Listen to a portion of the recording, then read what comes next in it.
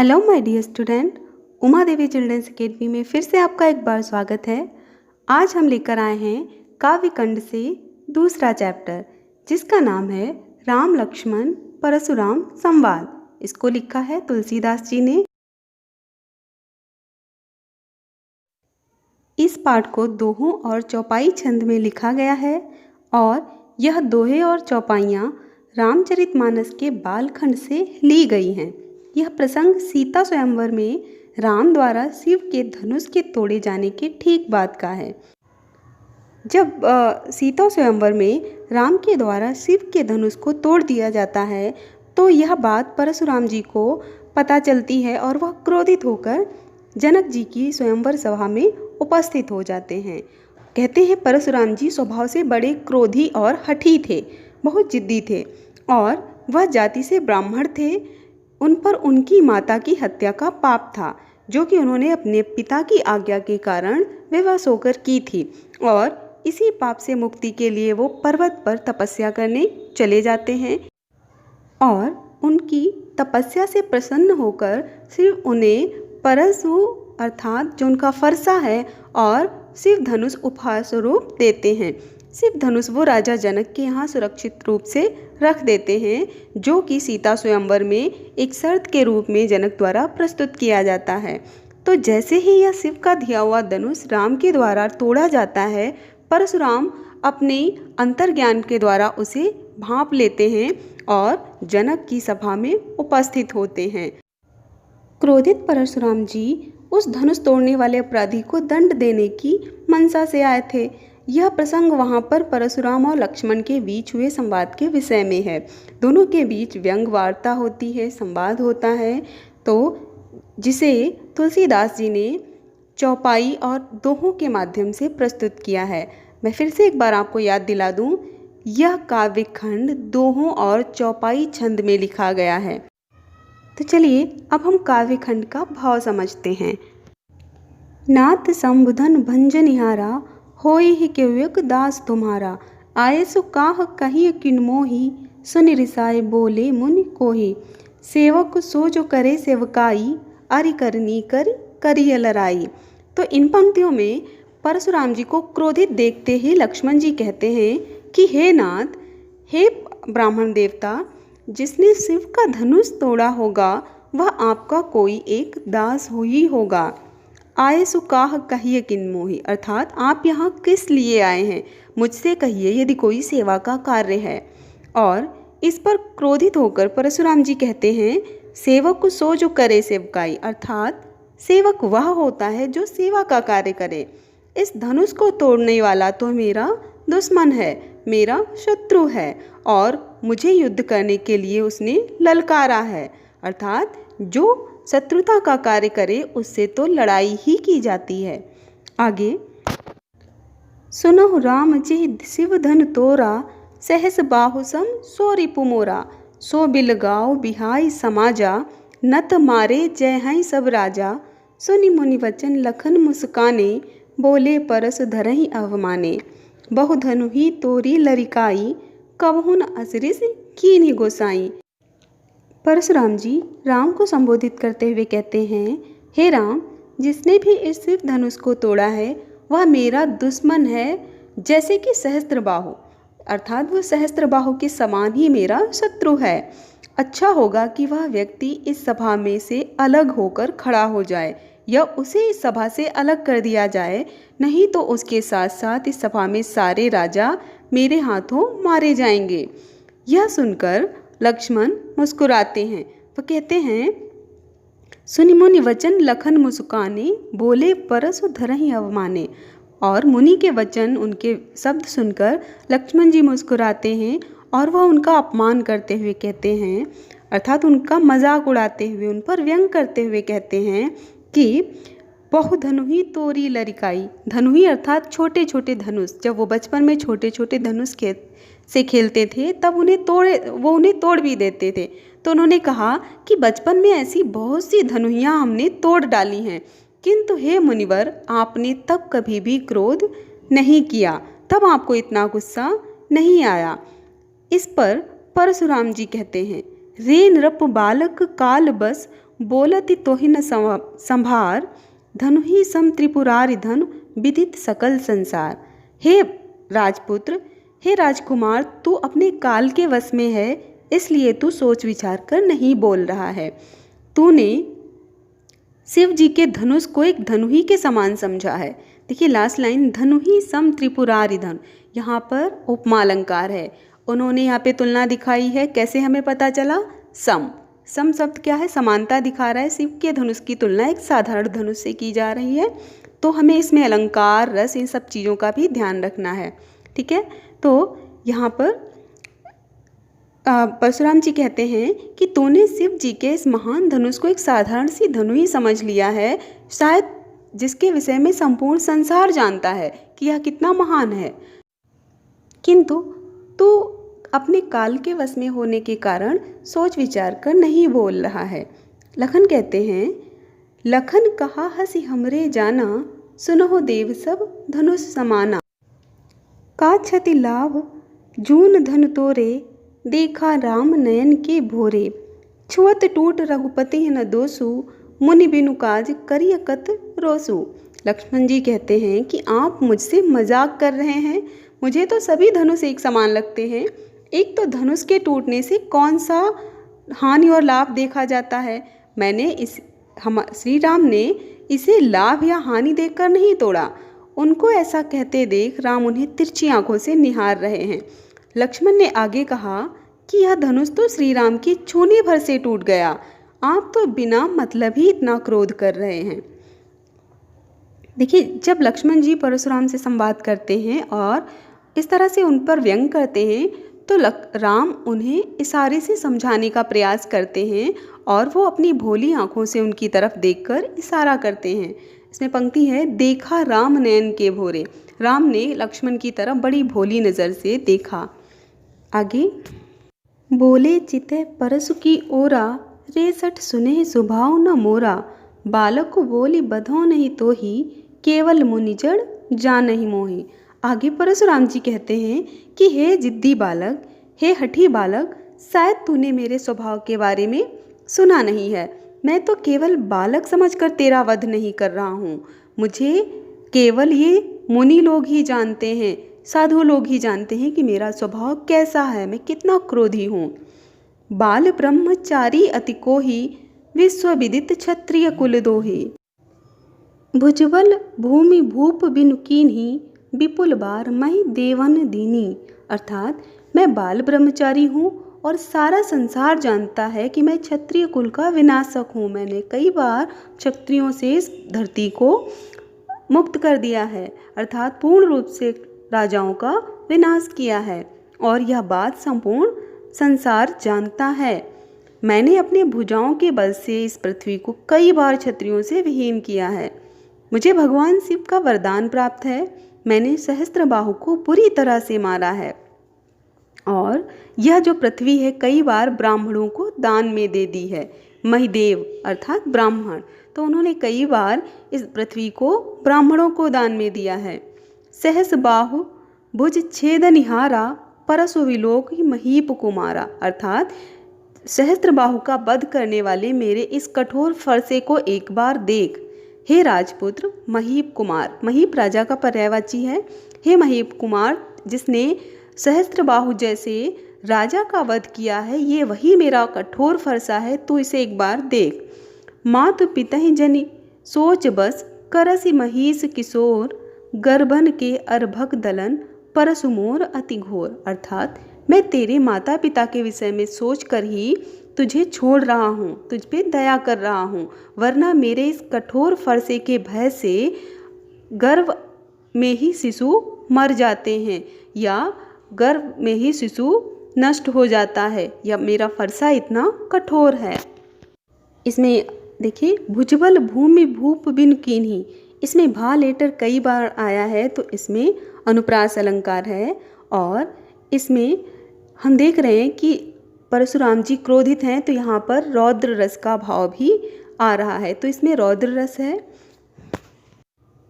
बिहस लखन बोले मृदुबानी, अहो मुनीसु महाभटमानी, पुनि पुनि मोहि दिखाओ कुठारू, चाहत उड़ावन फूंकी पहारू। यहाँ कुम्हड़ बतिया को नाही, जे तर्जनी देखी मर जाही।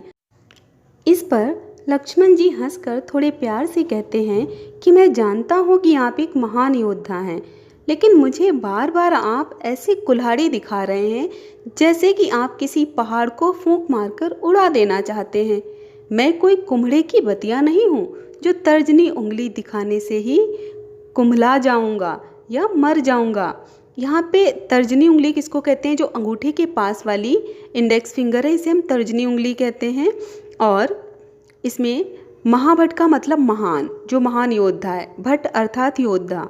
तो महान योद्धा किसको कहा है? परशुराम जी को कहा है लक्ष्मण जी ने। और ऐसा वह उनका मजाक उड़ाकर कहते हैं, अर्थात उन पर व्यंग करते हुए कहते हैं। आगे देखिए, देख कुठार सरासन बाना, मैं कछु कहा सहित अभिमाना। भृगुसुत समुझ जनेऊ बिलो की, जो कछु कहूँ सहो ऋषि रोकी। आगे लक्ष्मण जी कहते हैं, मैंने तो कोई भी ऐसी बात नहीं कही कि जिसमें अभिमान दिखता हो, फिर भी आप बिना किसी बात के बार बार मुझे कुल्हाड़ी और फरसा दिखा रहे हैं, अपना धनुष्बाण दिखा रहे हैं। आपकी जनेऊ को देखकर लगता है कि आप एक ब्राह्मण हैं। भृगुसुत समुझ जनेऊ बिलो की, अर्थात आपका जो जनेऊ है उसे देखकर मुझे लगा कि आप ब्राह्मण कुल से हैं, और इसीलिए जो भी आप कह रहे हैं उसे मैं अपना क्रोध रोककर सह रहा हूँ। रिस का मतलब है क्रोध। तो अपना क्रोध रोककर लक्ष्मण उनकी बातों को सुनते हैं। आगे कहते हैं, सुर महिसुर हरिजन अरुगाई, हमरे कुल इन पर न सुराई।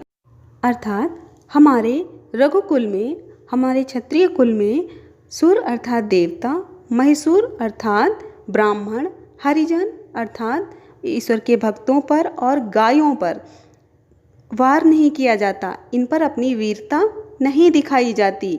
यदि हम इनका वध करें तो हमें पाप लगता है, और यदि हम इनसे हार जाएं तो संसार में अपयश होता है, बदनामी होती है।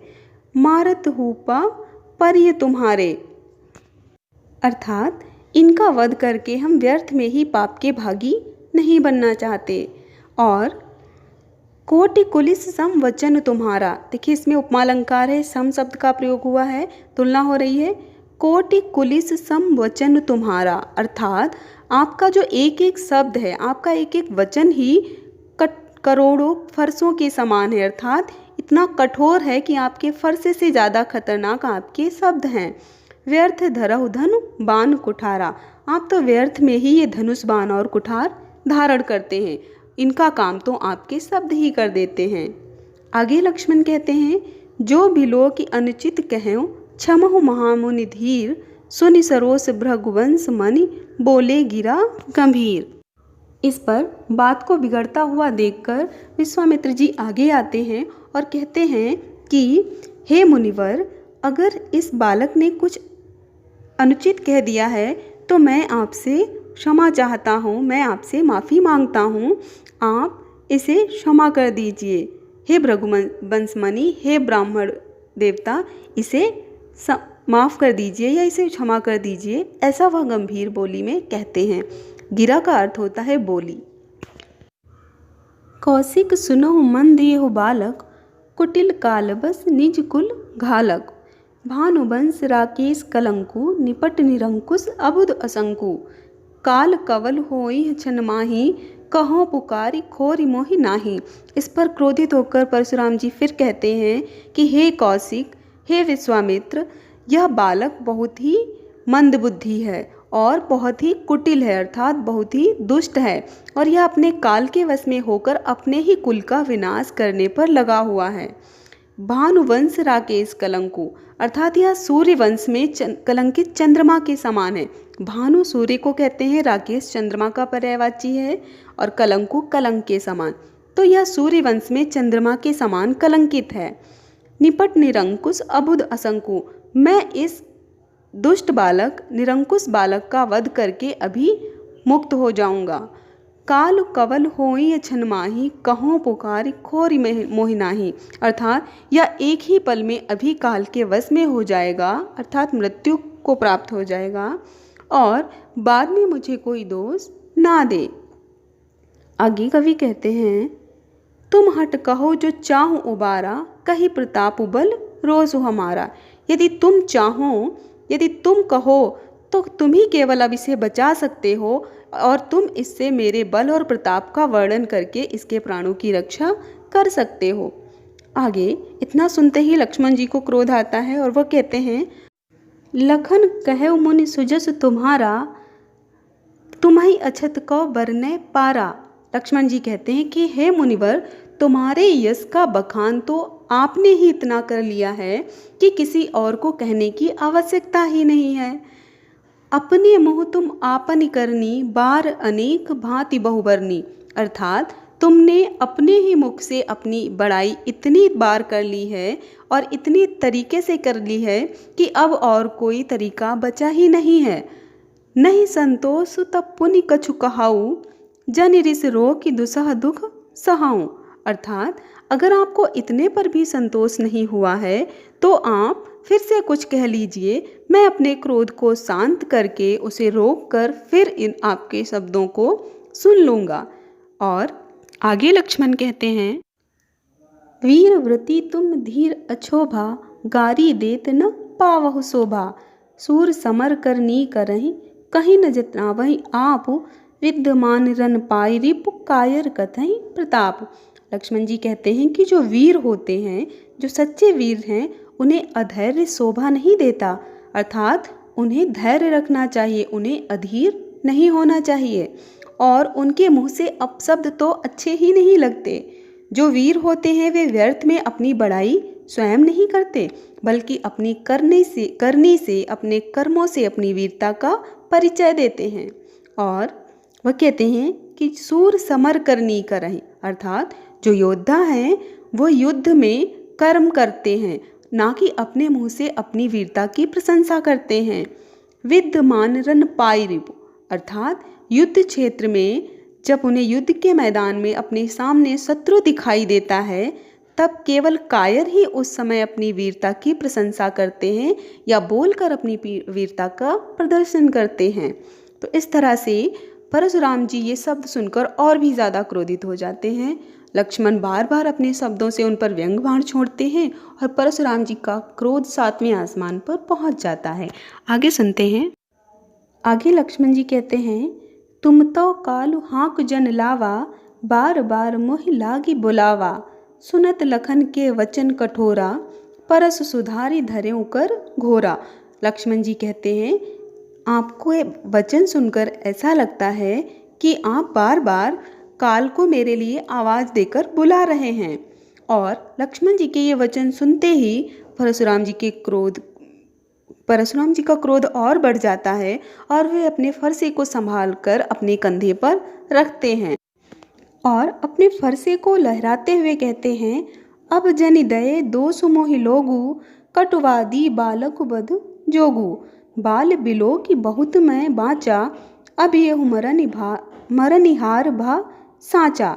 अर्थात कि बार बार यह बालक मुझे अपने शब्दों से क्रोध दिला रहा है और अपनी मृत्यु को निमंत्रण दे रहा है। इसके कड़वे वचन बोलने वाला बालक वध के ही योग्य है, इसलिए अब मुझे कोई दोष दे तो देता रहे। अब तो इस बालक को बालक समझकर मैं छोड़ रहा था, लेकिन लगता है कि अब इसकी मृत्यु निकट आ गई है। और इतने पर विश्वामित्र जी स्थिति को भांप लेते हैं और आगे आकर कहते हैं, कौशिक कहा क्षमी अपराधु, बाल दोष गुण गनहि न साधु। खर कुठार मैं अकरुण को ही, आगे अपराधी गुरु द्रोही। उत्तर देति छोड़ बिन मारे, केवल कौशिक सील तुम्हारे। नत ये काटे कुठार कटोरे, गुरहि उरिन होते हूँ श्रम थोरे। गादि तो समझते हैं इन पंक्तियों का भाव। कौशिक अर्थात विश्वामित्र जी आगे आते हैं और कहते हैं, हे मुनिवर, मुनि लोग, साधु लोग तो बालकों के गुण और दोष नहीं गिना करते, इसलिए आप भी इसके अपराधों को क्षमा कर दीजिए।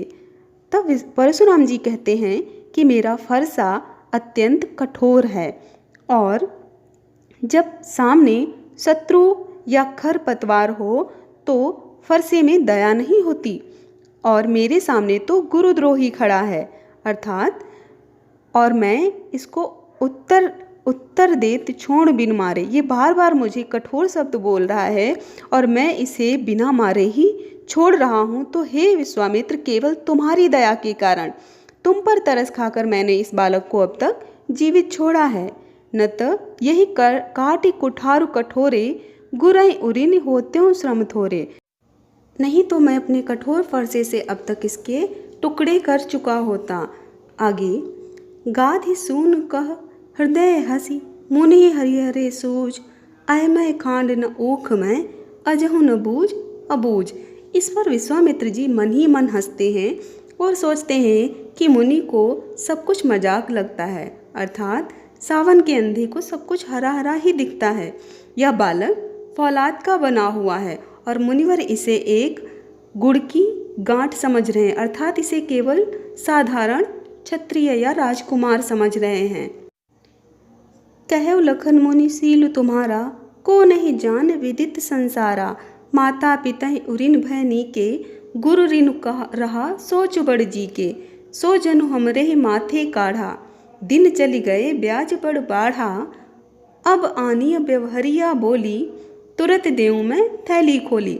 लक्ष्मण जी ने कहा कि हे मुनिवर, आपके पराक्रम के बारे में कौन नहीं जानता, संपूर्ण संसार को यह ज्ञात है।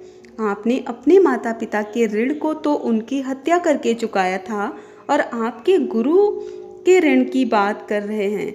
इतने दिन आपका ये गुरु ऋण उधार था और उस पर काफ़ी ब्याज भी बढ़ गया होगा। तो आप अपने हिसाब किताब करने वाले को बुला लीजिए और मैं थैली खोलकर आपके मूलधन और ब्याज दोनों को चुका दूंगा।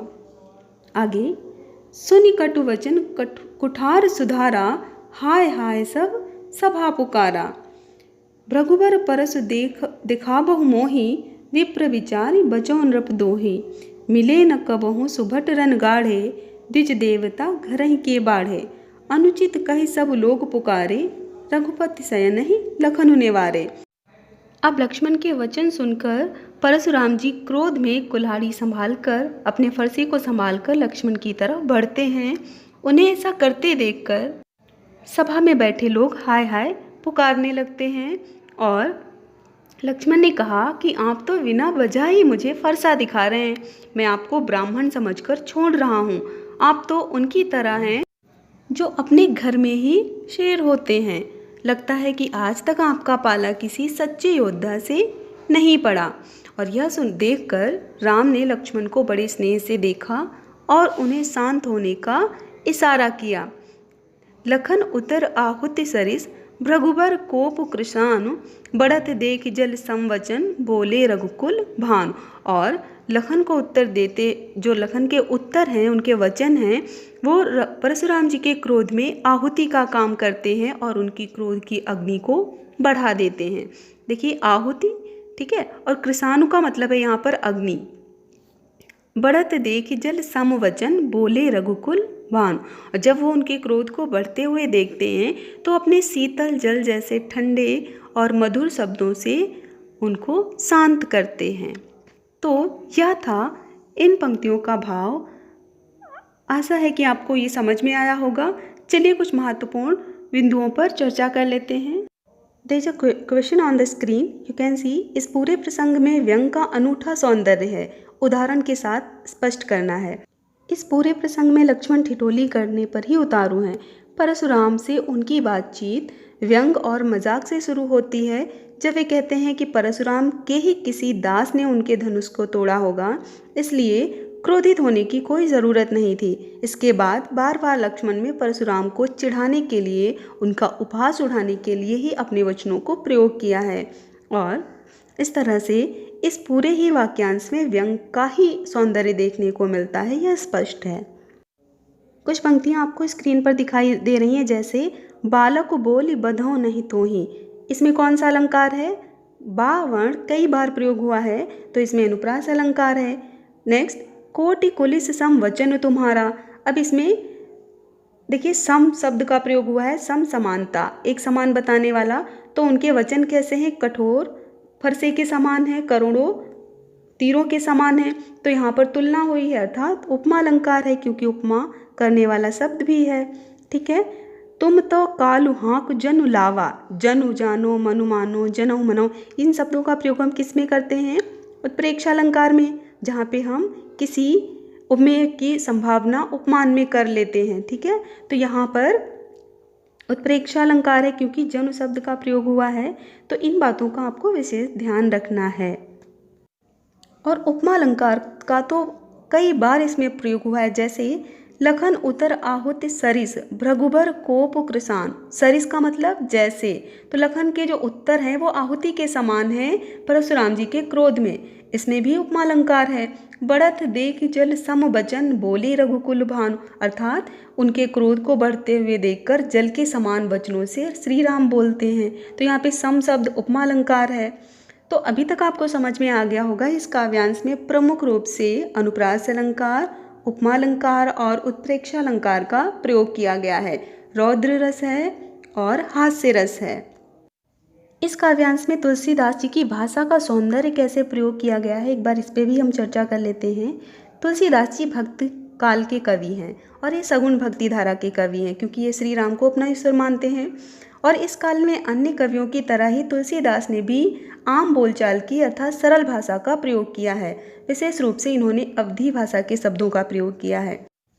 तुलसीदास जी ने इसमें दोहों और चौपाई छंदों का प्रयोग किया है, जो कि संगीतबद्ध भी किए जा सकते हैं, अर्थात उन्हें गाया भी जा सकता है। और इसमें विशेष रूप से व्यंग का प्रयोग हुआ है और इसमें रौद्र रस का और हास्य रस का भी प्रयोग हुआ है। तो I hope you understood very well this topic. भाषा से संबंधित इस कविता के सौंदर्य से संबंधित जितने भी बिंदु थे वो हमने चर्चा में आपको व्यक्त कर दिए हैं। नाउ अभी आपको अपने टेस्ट में कुछ टॉपिक वाइज सब्जेक्टिव क्वेश्चंस मिलेंगे, कुछ ऐसे प्रश्न मिलेंगे जो इस पाठ के भाव पर आधारित होंगे तथा इस काव्यांश के भाव और इसके कॉन्सेप्ट के आधार पर आपने जो समझ बनाई है उससे संबंधित कुछ प्रश्न पूछे जाएंगे। यह सभी प्रश्न आपको आपके दिए जाने वाले असेसमेंट में पूछे जाएंगे जो कि इस टॉपिक से रिलेटेड होंगे। तो I hope you all will do it very sincerely and honestly. Now watch this video, do your SM and revise this topic. Next time we will come here with new topic. Till that time, be happy, be healthy. Thank you. Take care. Bye bye.